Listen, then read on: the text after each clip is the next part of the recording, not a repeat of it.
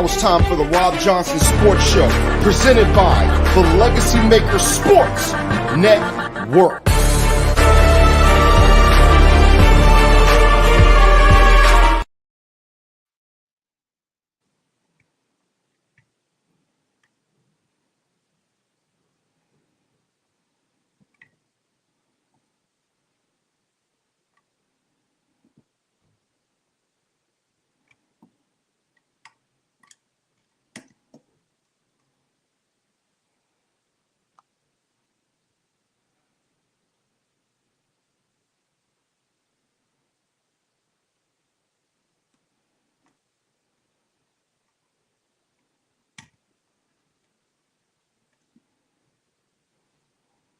What is going on, ladies and gentlemen? Welcome to the Rob Johnson Sports Show here on the Legacy Maker Sports Network YouTube and Facebook page, also on the Rob Johnson Media page as well, YouTube page. Thank you guys so much for coming on tonight. Hopefully we get some viewers. Hopefully we get some people that can share this video. I'm on my YouTube right now. I'm about to share this thing. About to let everybody know why they need to check into the Rob Johnson Sports Show here on Instagram. Doing big things right now, trying to make sure that everybody gets in tonight so we can talk about some SmackDown. Ladies and gentlemen, what happened tonight on SmackDown is pretty crazy. That's all I can say. We had a crazy SmackDown tonight. We're going to go from the top down to the bottom. We're going to start from what happened. We're going to start from everything that has gone on SmackDown tonight, which was an absolutely crazy show. There's some things that I'm going to skip over a little bit, only because of the fact that it wasn't, in my opinion, that important. But there were a lot of, things that we saw tonight that are going to have ramifications for a very long time. Again, I am Rob Johnson of the Legacy Maker Sports Network. Here's my face right here, Rob Johnson of the Legacy Maker Sports Network. And tonight's show, folks, basically is going to pertain to this. We're going to talk about Friday Night SmackDown. We're also going to get into the world of sports. We get some scores. The Lakers are playing the Grizzlies tonight, so it is going to be a lot going on this show tonight. Glad you guys are here with me. Glad that you guys are here to celebrate this occasion of the Rob Johnson Sports Show, episode 32. Just remember the Royal Rumble is going to come up soon. We're going to be doing Gold Standard Wrestling, which we'll be talking about the Royal Rumble, each match. I'm going to see if I can get a panel on here. We can talk about the Royal Rumble, and it's going to be high intensity. So let's start with SmackDown tonight and how we started things off. So everybody, on SmackDown tonight, I think they did something very good. They started out everything with this match right here between Kevin Owens and Santos Escobar. Now, whoever won this match would go on to face Logan Paul at the Royal Rumble for the United States Heavyweight Championship. Everyone knows how I feel about the United States Heavyweight Championship. Everyone knows I'm a huge fan of that title. I have that title. But I think that this match, folks, was a little bit predictable in the sense of we knew that Kevin Owens and Logan Paul had a rivalry going on. We know that these two were at a collision course at the Royal Rumble. Now, and this being Logan Paul, your current United States Heavyweight Champion. Logan Paul, the superstar, who is a social media giant at the moment. Now, getting back to Owens and Escobar, this match started out hot. Kevin Owens came out, hit the frog splash. You thought the match was going to be over quick. You thought it was going to be one of those squashes, basically. Well, Santos Escobar was able to get things in his favor. He brought his goons out, but then LWO came out. They still have beef with Santos Escobar. That's going to lead to a match next week between Santos's goons and the LWO, which I don't think it'll go anywhere, but it's still something that we have to keep an eye on. This was a high intensity match. I do not think that it was a great match overall, especially the first maybe 10, 15 minutes of it. But I would say that what happened towards the end was Escobar was able to start getting himself fired up a little more. I feel like the match turned to a really good match towards the end. So I think that the high intensity of the match and just overall what they did with the match and the flow, um, kind of, it kind of made the match a little bit more of a must see towards the end. Um, when you look at everything that went on with this match, um, for me, I think Kevin Owens continues to show that he is one of the best wrestlers in the world. Santos Escobar, I feel like, is showing that he has the potential, but he needs to get, I feel like, a little more heat before he becomes that guy. You would think that his rivalry with Rey Mysterio would have helped that, but I still think that a guy like Kevin Owens and Logan Paul is what's best for business. Plus, you have a heel versus a face. Putting a heel Logan Paul against a heel Santos Escobar made absolutely no sense whatsoever. Logan Paul was a little bit quirky on his commentary when he was sitting at the desk. I did like the line when the match was over. Of course, Kevin Owens did win the match. Um, Logan Paul said that the chances of basically of Kevin Owens beating him would be the chance of the Canucks winning the Stanley Cup, and that was a funny line. I like that. That was pretty funny. Logan Paul was talking a lot of trash, and then KO'd him basically. So that was a really big thing in my eyes when it comes to that match. That Kevin Owens was able to get a hit on Logan Paul, was able to knock him down, able to make him feel some of his frustration, which only makes this match more interesting. I think that going into the Royal Rumble, Kevin Owens, I'm not gonna say he has to have this match, but I think it would be imperative. I think it'd be important if Kevin Owens were to win a United States Championship, because it doesn't. People talk about Roman, how he does defend his belt, but Logan Paul hasn't defended the belt once. We haven't seen Logan Paul, come out and defend his title, and we know Logan Paul is a great athlete, but this is a whole different type of beast when you have to, be in WWE for a long period of time. You have to defend the title all the time, and you have to be at live shows, etc. So, what kind of champion is Logan Paul going to be? Are they going to start treating the U.S. title like they used to treat the Intercontinental title? Because at least we see the Intercontinental title being defended. So, the United States title for a while there was so important. It was important. I feel like Bobby Lashley made it that just that more important. So, we'll see what happens at the Rumble, because I definitely want to see this title defended at WrestleMania. I think Kevin Owens with the title would be great. I think there are so many contenders. I mean, you look at from the LA Knight. You look at even like a guy like Butch. I think Butch and Owens could have a great match. Um, Even some of the Street Profits, those two. Montez Ford especially, against a Kevin Owens would be a great match. Even a Bobby Lashley, AJ Styles. The United States Heavyweight Championship is an important title. It's a very important title. And I just think that if you're going to keep it on Logan Paul, you have to make sure that the title still has that significance. Because he doesn't have the clout of Roman Reigns, where he has earned the right to just not be at a show. Roman Reigns has earned the right. Logan Paul is still a newcomer when it comes to the WWE. And I think that's important when it comes to that. Now, we go to our next segment. We talk about the Street Profits and Bobby Lashley, who I feel that they should have a big 2024, especially Bobby Lashley, because he is still legitimate in what he does. The Street Profits, I don't buy the Street Profits as tough guys. I don't buy the Street Profits as bad guys. Bobby Lashley can be a bad guy, but not the Street Profits. They're just too nice of guys. I don't look at them and think, oh, they're mean, they're bad boys. No, no, no, no, no.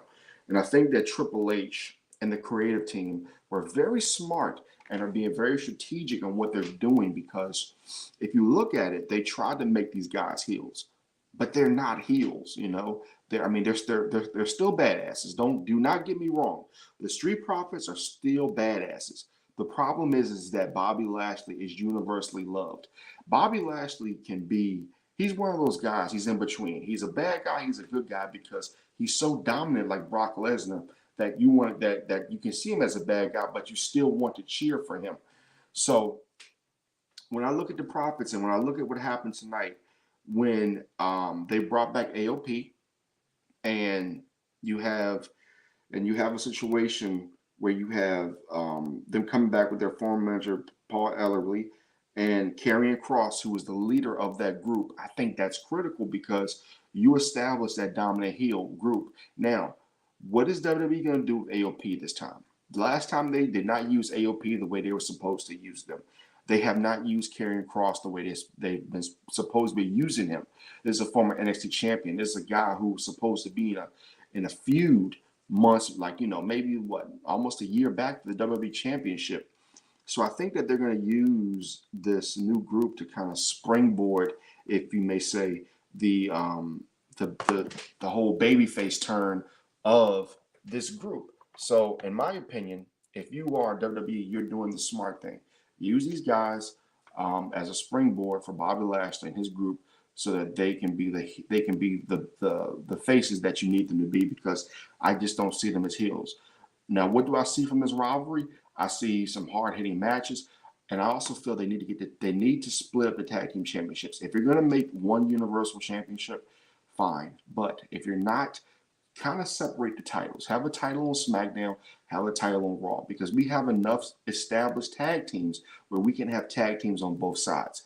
But we need to get that quick, fast, in a hurry, and that needs to happen very, very soon, because the tag team titles have kind of taken, I'm not going to say have taken a hit because of this, but we definitely need to see the tag team championships back on Raw. We need to have a split of the championships. Now, if you're going the direction of just having all titles defended on one show, I get that. I understand that. However, you look at the World Heavyweight Championship, you look at the Universal Championship, they're on different shows for a reason. You have to establish those titles on one show. So if you're going to get the Street Profits back to what you want them to be, and kind of being more of that I guess you could call it a face slash kind of a heelish type of team, because that's what we're seeing in wrestling now. We're seeing guys and gals who are faces, but they're kind of heels. And then we see heels who are kind of faces. You really don't have a lot of super heels anymore. Now you're looking at a guy like Roman Reigns, he's a super heel. You look at a guy like Drew McIntyre. I mean, he's like a heel face. You see what I'm saying? So because you really don't know what guys are going to be every week. Bobby Lashley, he's kind of that heel face. You don't really know what you're getting from guys every week. You don't know who's really the villain. Now you look at a team now like Karrion Cross and AOP. They're heels all the way. They're super heels. There is nothing face about them. They are super heels. So I definitely think that WWE needs to take this and they need to run with it. And hopefully we can get some AOP versus Street Profits matches, and then probably get some Karrion Cross and Bobby Lashley matches, because these two have definitely been facing each other on some of the end of the circuits when they've been traveling around the country and doing house shows. So we'll go to our next match, ladies and gentlemen, and that is for the Women's World Championship between Io Sky and Io Sky won the match. Io Sky won the match, and it was a great match between these two. And what I liked about this match the most probably is Io Sky came out. She fought hard. She was able to retain the championship in a really good match here. And the thing that really kind of got me, especially with Mia Yim, is, and I'm sorry I missed her name. I'm sorry about that. This was a crazy show, and I took a lot of notes and I missed her name. Sorry about that. But Mia Yim is a really good wrestler, and she brought a lot of good things to this match. However, I'm still kind of quirky on the fact that they still have the OC. Like, why is the OC still a thing? Like, why is the OC still a thing? Because I thought that the group came out. They came out hot. They had brought Mia Yim to the group. She was really good. But I just don't like the group anymore. AJ Styles is off doing his own thing. The group is just a group. They're just a group. It's nothing dominant. It's nothing that, scares anybody, etc. So it was a good match. Io Sky wins on her moonsault. I give the match, I'll give my ratings when I'm done with this show, with this segment tonight. But I feel like it was a really good match. But I don't see Mia Yim as a contender for the championship in the future.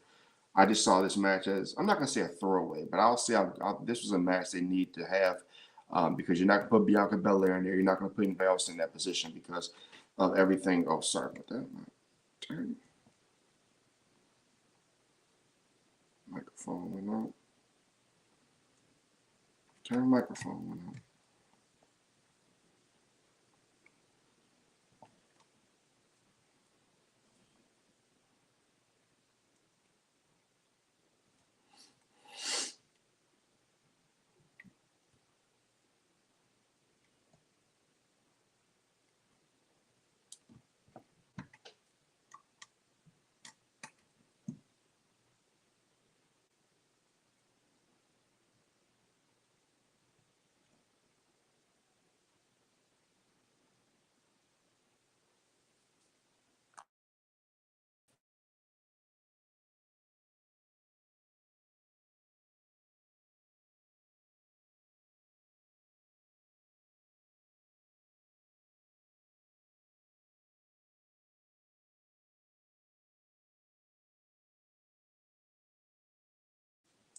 Sorry about that, folks. My microphone having technical has a little bit of technical difficulty. Sorry about that.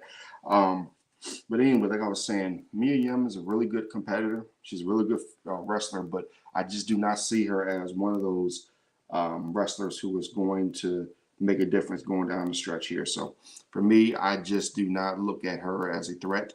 Io Sky, I believe, will hold the title up until maybe Elimination Chamber.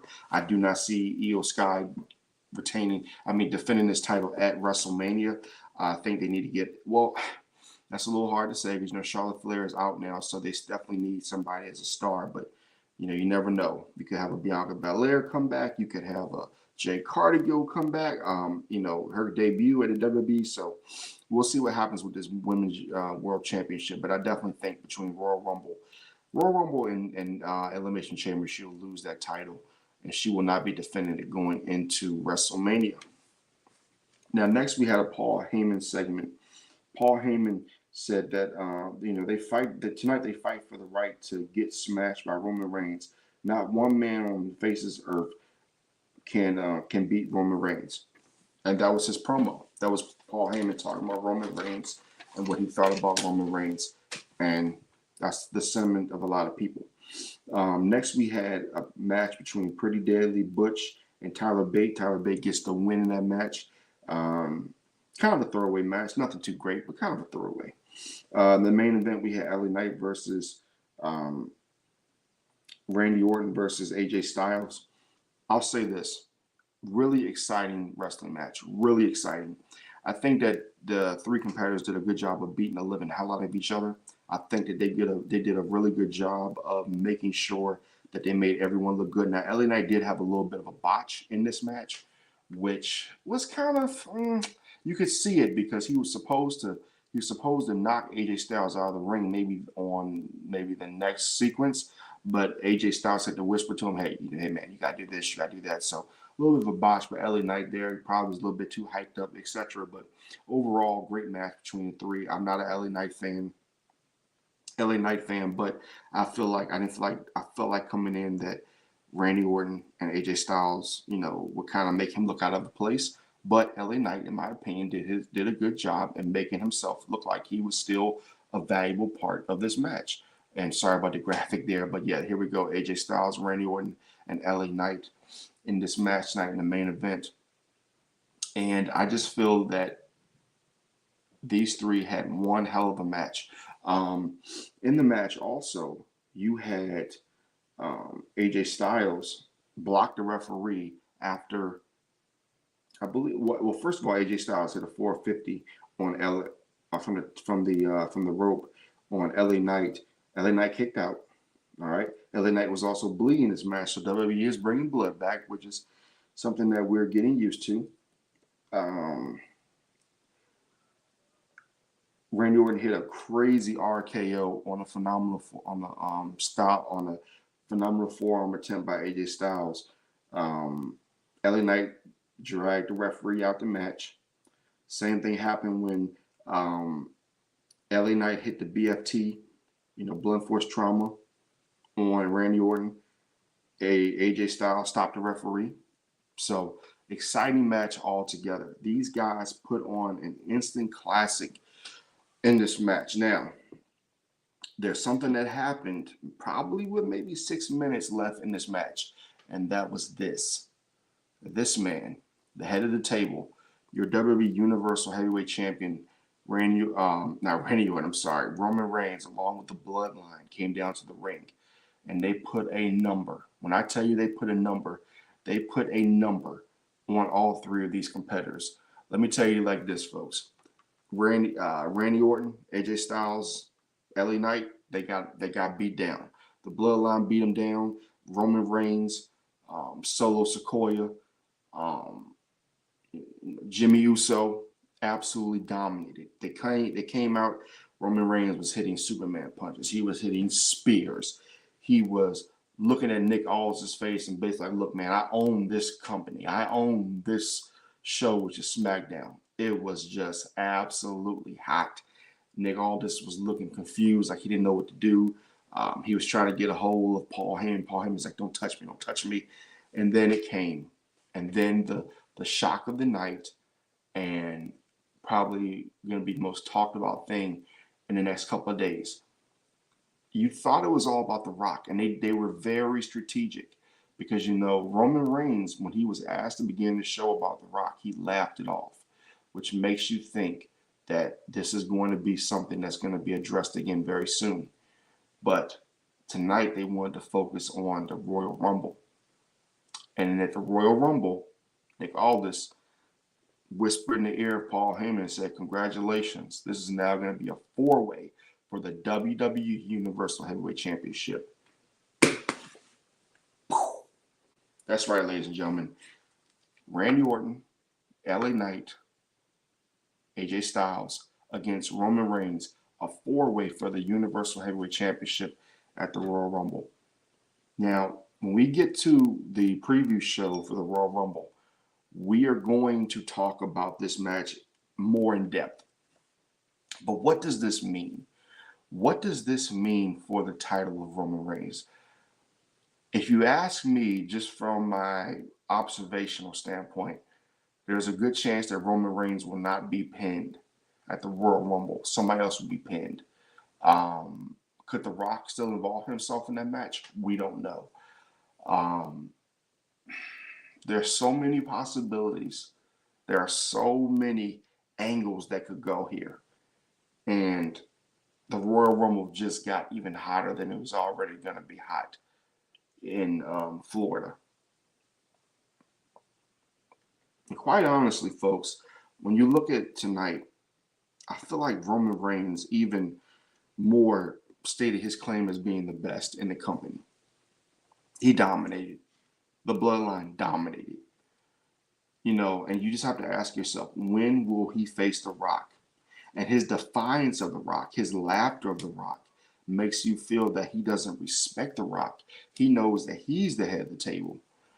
So just being that defiant character, being that defiant family member, he feels that he is the best. End of story. And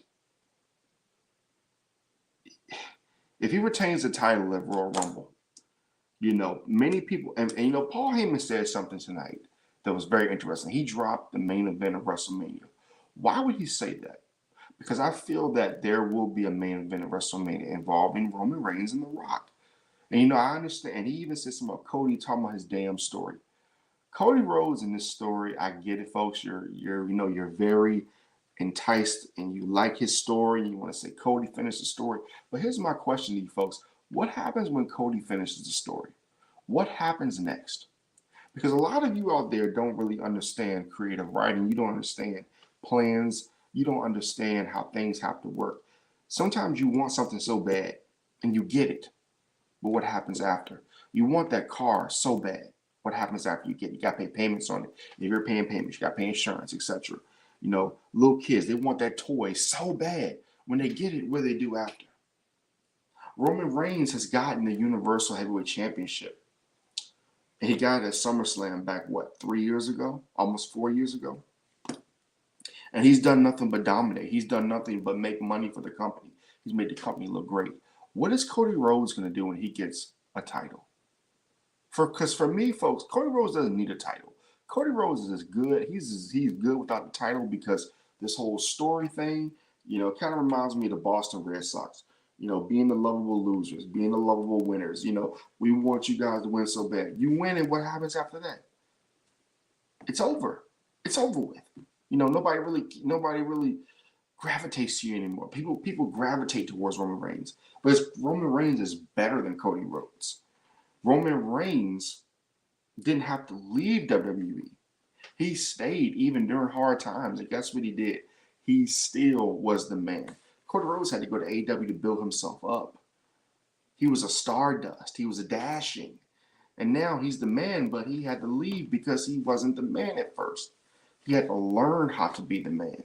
Roman Reigns went through the hard times and learned how to be the man. Roman Reigns did not tuck his tail and leave WWE. He didn't have to. He didn't have to do what CM Punk did. He didn't have to do what these other guys did. He didn't have to be a Drew McIntyre, leave and have to come back. Roman Reigns is the consummate dominant professional in this industry. And that's what I'm saying. What's best for business is for Roman to keep the title. Many of you don't like that. But it's best for business for Roman to keep the title. And I think tonight his dominant performance showed that he is the best in the business. I think a guy like Randy Orton, maybe down the line, if he wants to win the World Heavyweight Championship, great. The Universal Championship, great. But Randy Orton doesn't need that title. AJ Styles doesn't need that title.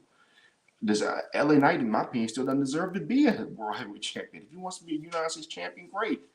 Even AJ Styles, he's good enough to carry that U.S. title and make it look great. But AJ Styles doesn't need that Universal Championship to make him look great. I'd much rather see AJ Styles go to Monday Night Raw again and win that World Heavyweight Championship, because I think he could carry that World Heavyweight Championship better than Seth Rollins is. Because, Seth Rollins, the working man champion, all that crap. But it's been a really mediocre championship run, in my opinion. It's been okay. The best thing about Seth Rollins is the whatever. But Roman Reigns is nothing but Hulk Hogan. That's who he is now. He's like Hulk Hogan.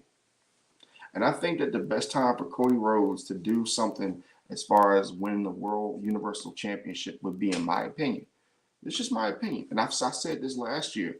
I believe Cody Rhodes should go win the Money in the Bank, terrorize Roman Reigns for a year, and then finally win the championship. That's just my opinion. I think that the Money in the Bank could get a big boost. It could be one of those things where Roman Reigns, and not just in the ring, they could be creative. He could chase him around the country when he's not in the ring, stuff like that. It could be one of those things that Cody Rhodes could really make this thing interesting. But again, what happens after he wins? That's the question I ask you all.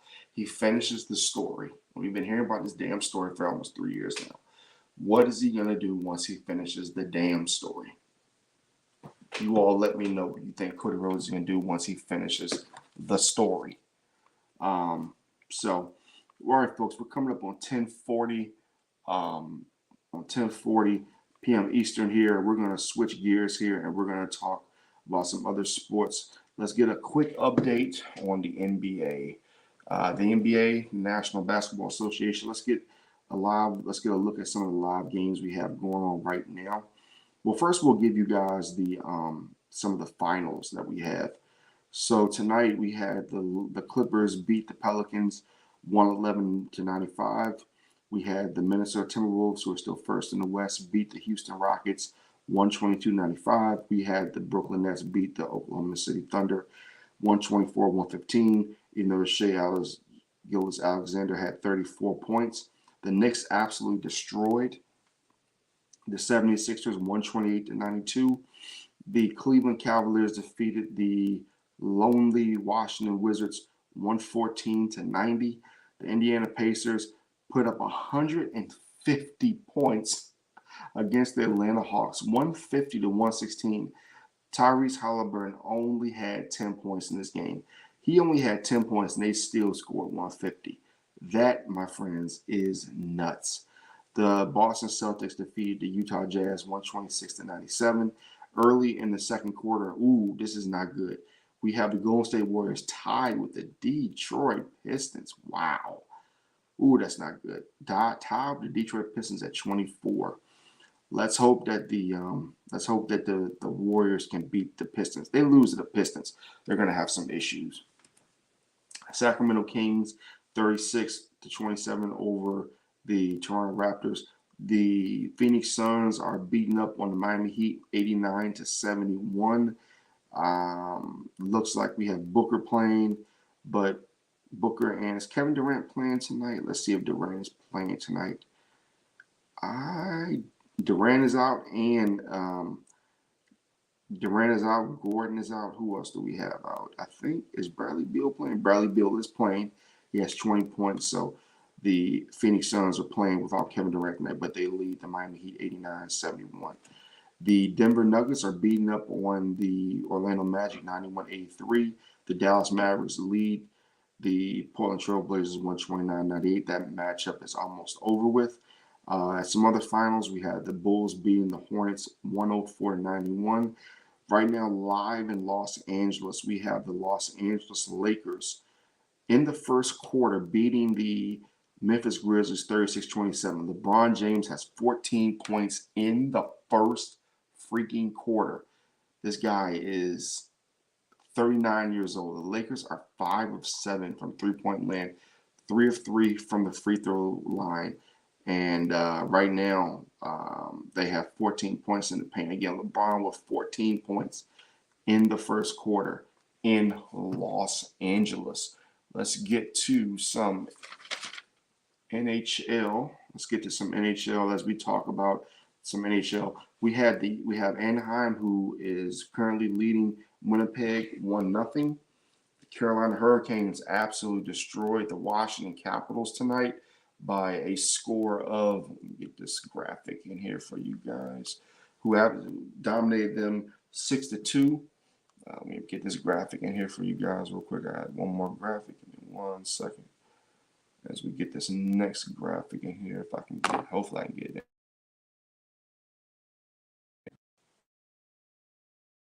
There we go.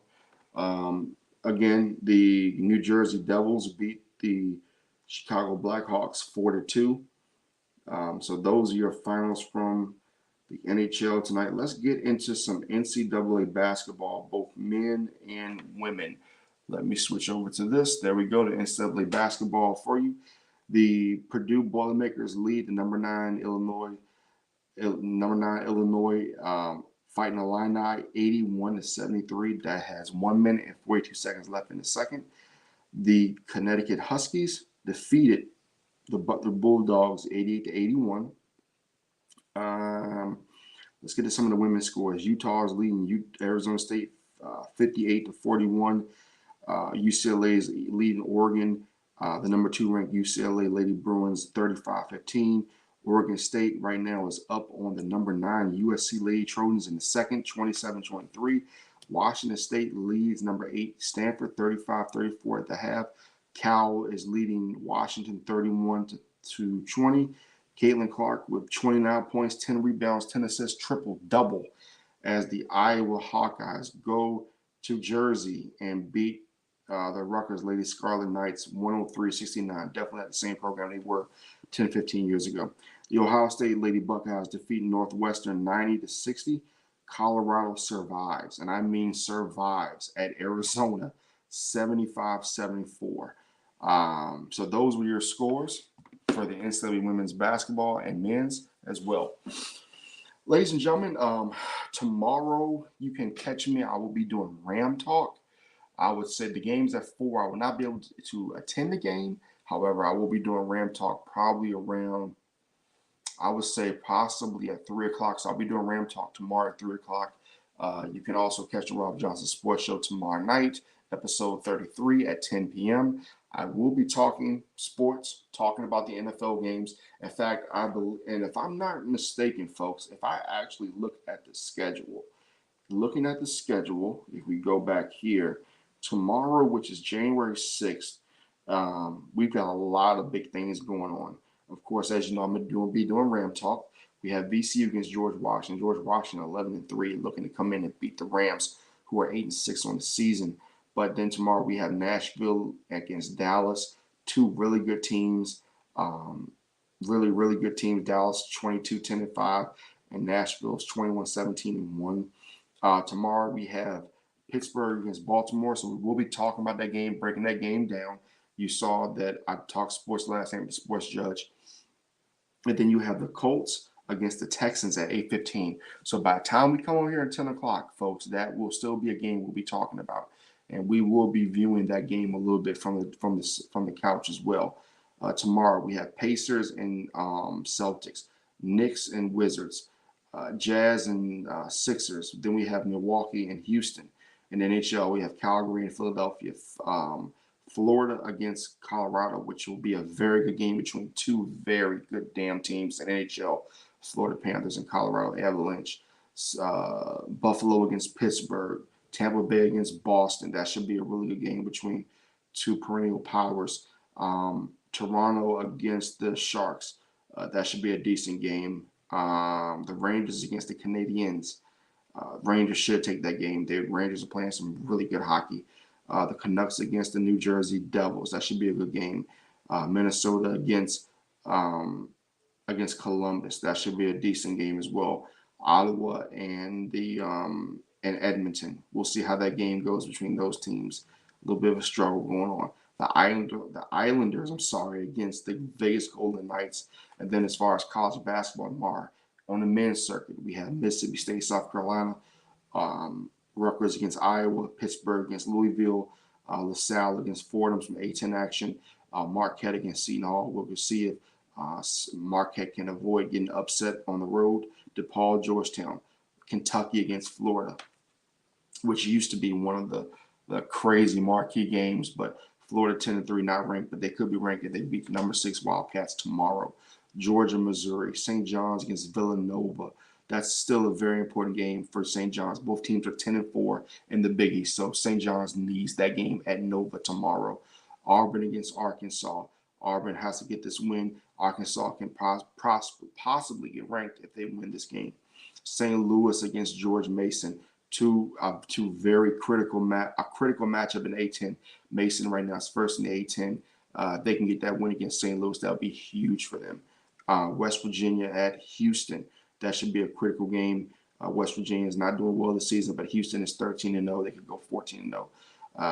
Legacy Maker Sports Network. We cover Virginia. They play NC State. Huge game. Virginia is 11-3. NC State is 10-3. So that is a huge game. TCU 11-2 could go into Lawrence and upset Kansas. I think Kansas will win, but you got to watch out for TCU. Tulane against North Texas. Providence against Creighton. Miami against Wake Forest. Miami not ranked, but still 11-2. Nebraska against Wisconsin. James Madison going to Southern Miss. James Madison is 14-0. Keep that in mind.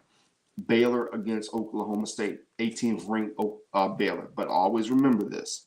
Oklahoma State, even though they're 8-5, you go down to Oklahoma State, it's always tough. I don't care what their record is. University of Texas San Antonio against Rice. Alabama against Vanderbilt. Alabama's 8-5. They cannot afford to go to Vanderbilt and lose to a 5-18. If they want to keep their hopes alive of getting that large bid, these are games they have to win. St. Bonaventure, a very hot A10 team, 10-3. They just beat BC on the road. They go to Richmond. You have got to be focused if you're Richmond. This could mean so much for you if you could beat the third-ranked team in the A10. Boston College against Georgia Tech, two ACC teams with pride. Boston College 9-4, Georgia Tech 8-5. I'm going to give this to Georgia. I think Georgia Tech can get this at home. I really think they can get that at home. Florida Atlantic against Charlotte. Florida Atlantic 11-3. I think they beat Charlotte on the road. Virginia Tech, Florida State. Two programs that are kind of struggling a little bit, even though Tech is 9-4. You're going to Tallahassee. You got to be focused. You got to go in there. You got to beat these guys up. You got to win this game early so that you don't let that Florida State crowd get to you. Duquesne against Loyola Chicago, two A10 teams. Both teams 9 wins on the season. USC, Stanford, Oregon State, Washington, Iowa State against Oklahoma. And then a critical game right here. You have you have Ole Miss against Tennessee. Both teams very good. I think that Ole Miss is ranked 22nd in the nation. They're 13-0 against a 5th ranked Tennessee team who's 10-3. So basically, I feel that if you are Ole Miss, you go in, you beat Tennessee, you should be top 15, possibly top 10 next week, easily. Notre Dame against Duke. We know historically when Duke goes to Notre Dame, they struggle at times. But if you're Duke, you can't lose this game. No way. Colorado against Arizona State, Ohio State against Indiana. This is a critical game out of the Big Ten. You have two teams who are not ranked. This for Indiana. If you can beat Ohio State, you can put yourself in that bubble, in my opinion. Texas Tech against Texas, LSU, Texas A&M, Colorado State against Utah State, San Diego against Gonzaga, who's not playing Gonzaga-type basketball this year. They're 10-4, second in the West Coast, but I think they'll get themselves together soon. Oregon, Washington State, California, UCLA, Cincinnati, BYU. These are all games tomorrow. On the women's side, Little Chicago, Dayton, St. Louis against Massachusetts. Both teams struggling out of the A-10.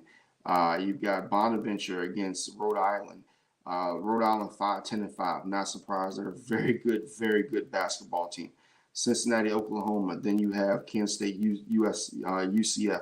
Fordham against LaSalle. Both teams struggling mightily. Texas, West Virginia. That's a top 10 Texas team against a number 24 West Virginia team. Should be a really good game. Seton Hall, Butler. Temple against Tulsa. Kansas, Texas Tech. Xavier, Marquette. South Florida, Tulane. Houston against a number 6 Baylor. Wichita State against UTSA. East Carolina against Memphis. Creighton against DePaul. You have Purdue against Maryland. Oklahoma State against a ranked TCU team, number 23 in the nation. Iowa, BYU, and then finally you have St. John's against Providence. Both teams 8-7. Both teams need to get that win tomorrow. Critical game. So there you go, guys. There goes your NBA lineup, your NFL lineup, and your college basketball for men and women. Ladies and gentlemen, I will see you guys tomorrow night at 10 p.m. Eastern. We will be live. We will be live during the Houston Texans and the Indianapolis Colts. We will be doing play-by-play. We'll be talking about that game, and I cannot wait to see you guys tomorrow night. Until then, this has been the Rob Johnson Sports Show, episode 32. I will see you all tomorrow night at 10 p.m. for episode 33 of the Rob Johnson Sports Show, here live on the Legacy Maker Sports Network and the Rob Johnson Media YouTube page. Legacy Maker YouTube, Legacy Maker Facebook. You all have a great night. Be safe tomorrow with those winter storms, and I will see you all later.